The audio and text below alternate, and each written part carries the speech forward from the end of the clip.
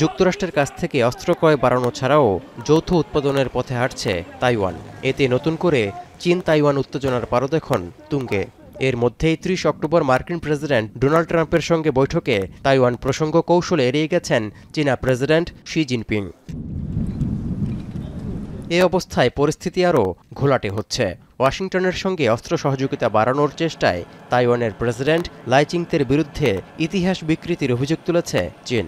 Beijing বলছে, এক দেশ দুই ব্যবস্থা ছাড়া তাইওয়ান সমস্যার সমাধান অসম্ভব, আর তা না হলে ভবিষ্যতে তাইওয়ান দখলে শক্তি প্রয়োগের হুঁশিয়ারিও দেয়া হয়।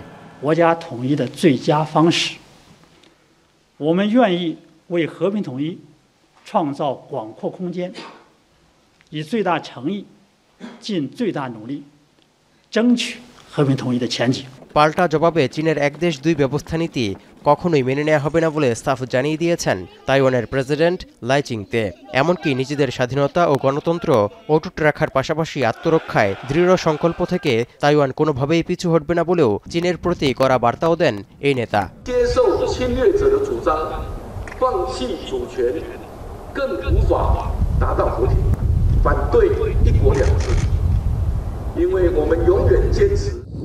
চীন তাইওয়ান উত্তেজনা বৃদ্ধির পরিণতি আরও ভয়াবহ হয়ে ওঠে কিনা সেই শঙ্কায় দিন কাটছে ফিলিপিন্সের বাটানেস দ্বীপপুঞ্জের বাসিন্দাদের।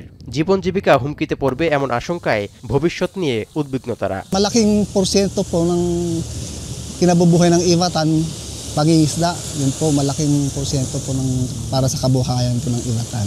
Kung sakali man matutuloy yun, maraming maapektuhan, hindi lang livelihood naming mga Ivatans, but yung the trauma, di ba? So, and everything siguro. Beijing তাইপে সংকটে কিছুতেই যেন নিজেদের জাতীয় স্বার্থ হুমকিতে না পড়ে সেজন্য চোখ কান খোলা রেখে এগোচ্ছে ফিলিপিন্স। বিশেষ করে বাটানেস দ্বীপপুঞ্জের নিরাপত্তা জোরদারে নেওয়া হচ্ছে নানা পরিকল্পনা। তৌহিদুর রহমান, এখন বিশ্ব।